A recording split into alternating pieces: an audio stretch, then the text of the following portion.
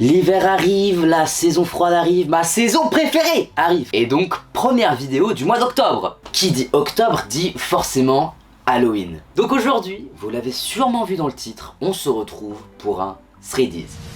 Le deuxième Threadies de la chaîne, de la SNES.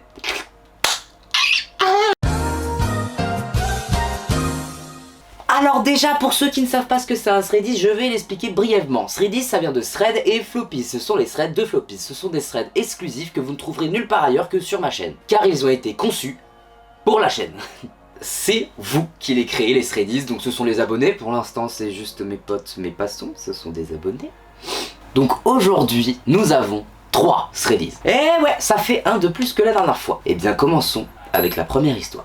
L'histoire qui va suivre est une histoire qui est réellement arrivée à quelqu'un et cette personne nous la raconte. Alors, la personne en question, c'est une jeune fille qui est au collège et qui tous les soirs, après le collège, rentrait toute seule chez elle. Il y avait approximativement 30 minutes de marche entre son collège et sa maison. Elle nous dit que ce trajet, elle l'appréciait beaucoup jusqu'au soir où ce petit trajet qu'elle aimait un petit peu, tu vois, écouter sa petite musique et tout en rentrant le soir, c'est devenu une réelle angoisse. On pose le décor. On est mi-automne, ça vous rappelle quelque chose.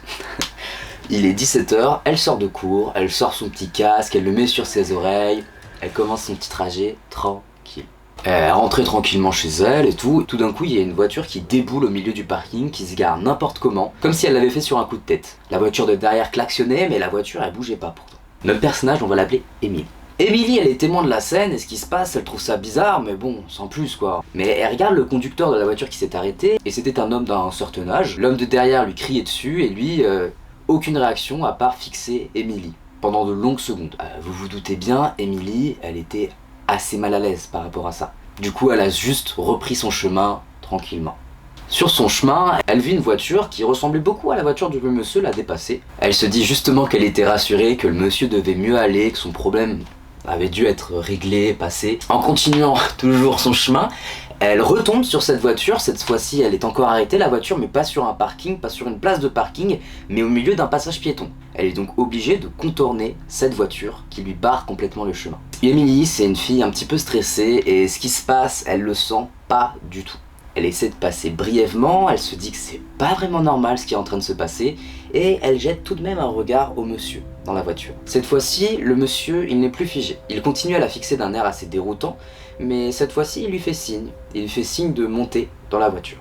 À ce moment-là, Émilie, elle a compris que ce qui se passait, c'était pas normal du tout et que ce monsieur ne lui voulait rien de bien. Donc, ce qu'elle a fait, c'est qu'elle a commencé à courir.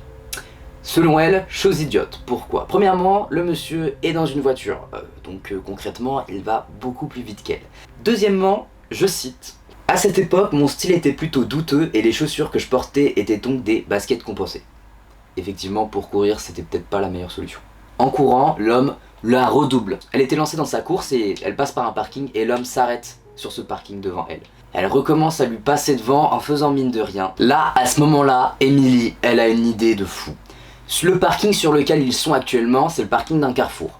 Et en fait, à ce carrefour, on a 3 possibilités pour sortir du parking, donc 3 routes. De ce fait, il y a une chance sur 3 que l'homme prenne la même route qu'Émilie. Émilie rentre dans le carrefour, l'homme ne l'a plus en visuel, elle regarde par une des portes vitrées du carrefour et elle voit l'homme qui sort par une route. On va dire la route A. Coup de chance, la route d'Émilie, c'était la route B. Elle est rassurée, elle a les larmes aux yeux, mais bon, tout va bien, cet épisode est fini. Elle accéléra le pas et se retrouva devant sa maison, devant son portail plus précisément. Elle se dépêcha de l'ouvrir, elle le referma, puis pour accéder à sa maison, elle doit ouvrir une première porte qui l'amène dans une sorte de garage cellier, et après il faut ouvrir une deuxième porte pour accéder à l'intérieur de la maison. Elle n'a pas les clés de cette deuxième porte. Habituellement, sa maman la laisse ouverte pour elle, mais il ferme la porte qui mène vers l'extérieur. Mais la deuxième porte était fermée à clé. Sa maman avait malheureusement oublié de la laisser ouverte ce jour-là. Problème, sa maman ne rentrait pas avant 1 heure. Elle essaya de rester calme, elle se mit dans un coin du cellier et elle regarda son téléphone. Malheureusement, le temps passait et son téléphone avait de moins en moins de batterie, jusqu'au moment où il n'en avait plus du tout. Ne voulant pas rester dans le noir après tout ce qui venait de se passer, elle prit une veste qui était dans le cellier et sortit dehors et elle se posa dans un coin du jardin.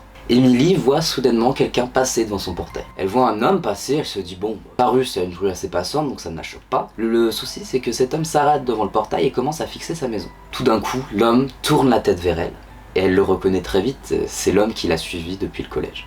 Là, l'homme, il commence à la regarder et il a un grand sourire. Émilie, à ce moment-là, elle est terrifiée. Elle se dit c'est bon, c'est fini. Je sais pas ce qu'il va me faire, mais en tout cas, il a gagné. Mais il faut bien que cette histoire se finisse bien, tout de même. Alors, Émilie, elle a des voisins, et ses voisins, ils ont un gros chien. Ouais, les chiens qu'on entend très bien dans la rue. Ce chien, il aboyait très souvent, et là, il y a un homme qui est presque devant sa maison. Il s'est mis à aboyer très fort. L'homme a rapidement perdu son sourire et il est parti en courant directement. Il pensait qu'en fait le chien il était dans le jardin d'Émilie. Émilie elle a pas eu le temps d'avoir beaucoup de réactions entre le moment où l'homme est arrivé et où il est parti en courant, mais elle a eu très peur en tout cas, ça c'est sûr. Et la seule chose qu'elle a aperçue, elle a vu qu'il tenait quelque chose dans sa main.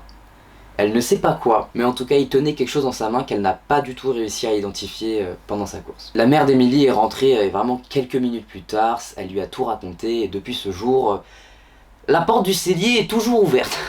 Voilà, ça déjà c'était la première histoire, je pense qu'elle vous a bien mis dans le bain. Alors maintenant que vous êtes bien dans le bain, vous avez compris? Ouais, c'est une vidéo qui fait bien peur, on est en octobre, il commence à faire frais, alors je t'invite à te poser avec un petit plaid, un petit café, un petit chocolat chaud, ce que tu veux, pour les deux autres histoires qui vont suivre.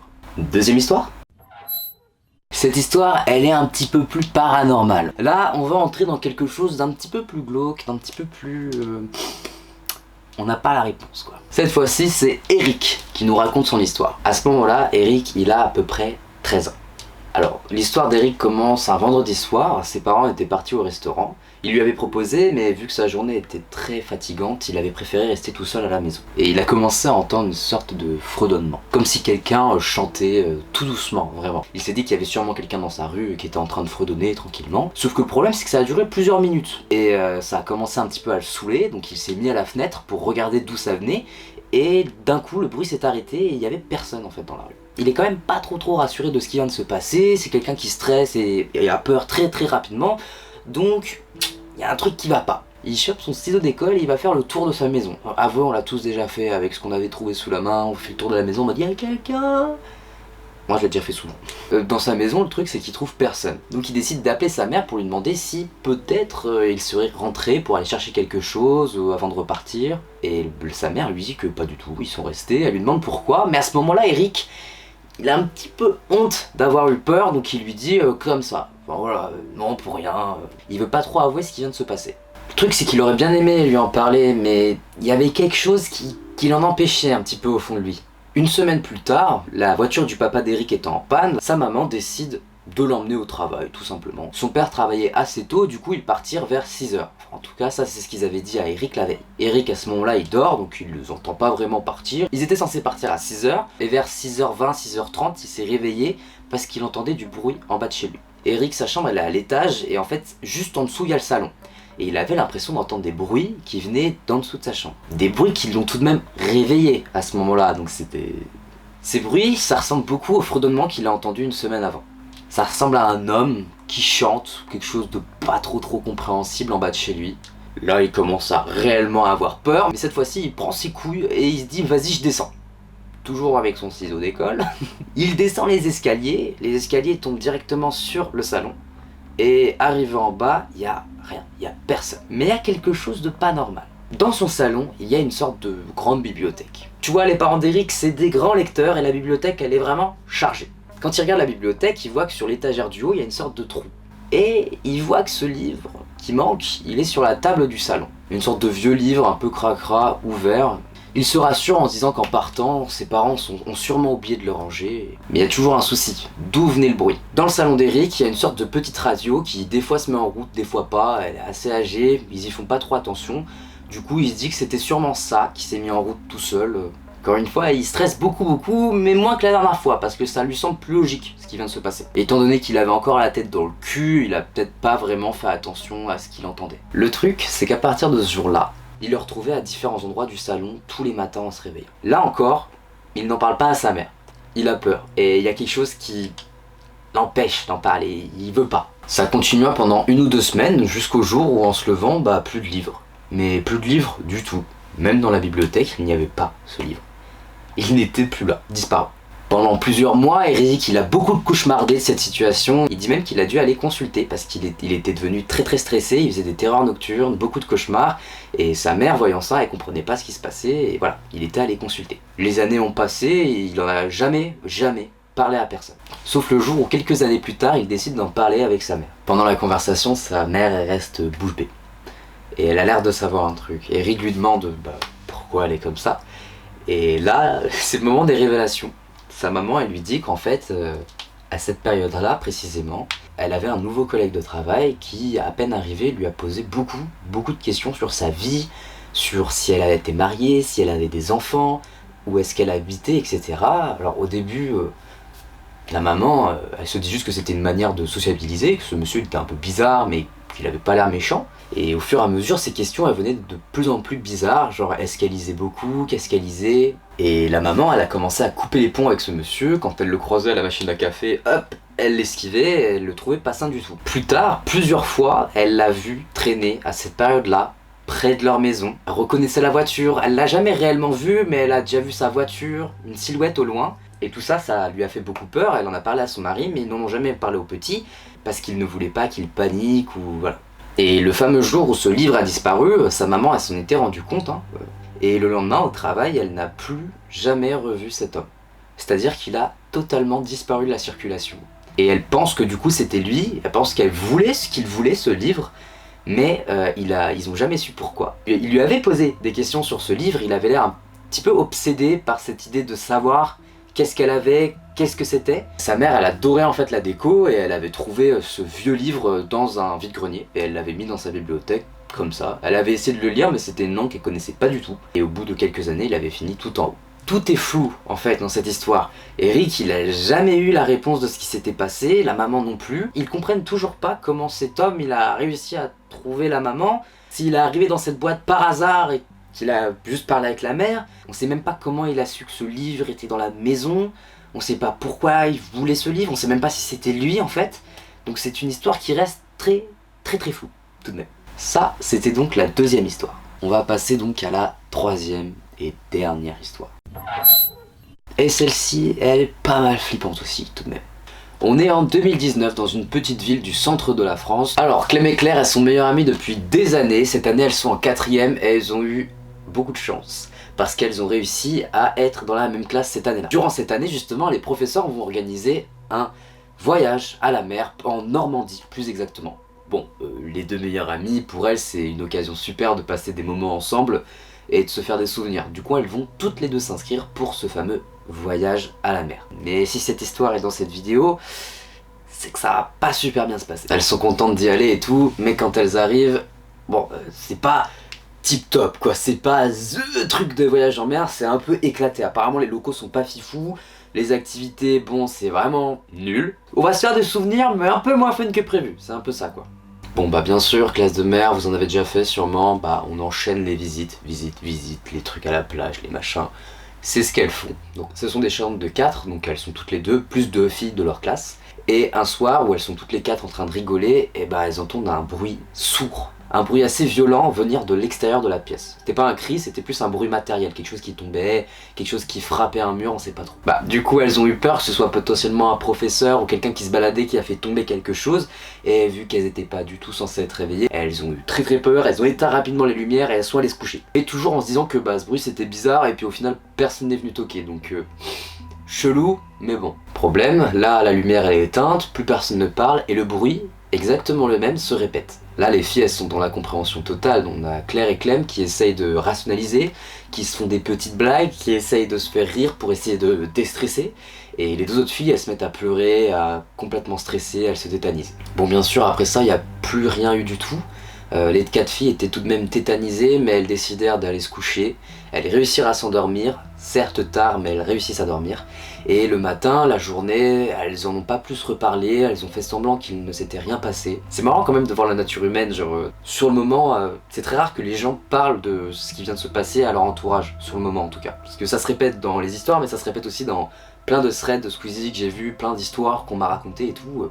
Les gens ont peur d'en parler aux autres. Le soir venu, les 4 filles étaient posées dans la chambre et elles n'en avaient pas parlé la journée, mais le soir, elles ont tout de même décidé d'en parler que toutes les 4. Pas aux professeurs, pas aux adultes, pas aux autres élèves, seulement toutes les 4. Elles essayèrent de comprendre du coup ce qui venait de se passer, peut-être de trouver des explications, mais rien ne leur venait. Surtout qu'elles n'avaient jamais rien entendu de semblable auparavant, quoi. Genre, c'était la première fois qu'elles entendaient ce bruit.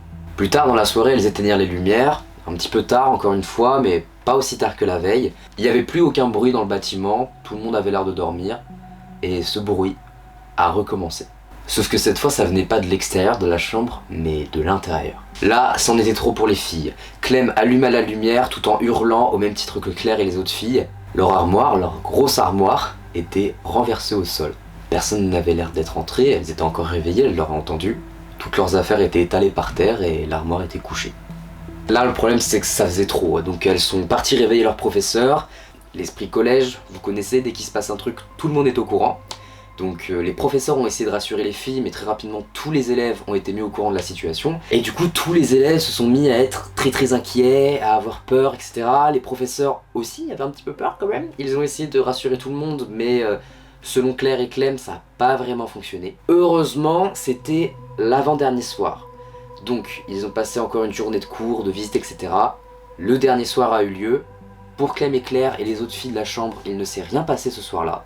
Donc la dernière nuit a été un peu stressante et agitée pour tout le monde, mais au moins c'était la dernière. Le lendemain ils sont repartis en car et Claire et Clem n'ont jamais rien entendu ce bruit. Il ne leur est jamais arrivé d'autre chose paranormale ou enfin vraiment bizarre comme cette armoire retournée quoi comme. Voilà. C'était la troisième et dernière histoire de la vidéo. J'espère que le concept de Threadies vous plaît. Le premier avait plutôt bien marché, ça avait l'air d'aller. J'espère que ce deuxième épisode vous plaira encore plus, j'espère que vous allez bien l'accueillir. Si t'as eu peur et que je t'ai bien mis dans l'ambiance, partage cette vidéo à tes potes, fais connaître la chaîne à d'autres personnes. Et dis-moi laquelle de ces 3 histoires était ta préférée. Sur ce, je te souhaite une bonne semaine, une bonne fin de journée, un bon mois d'octobre.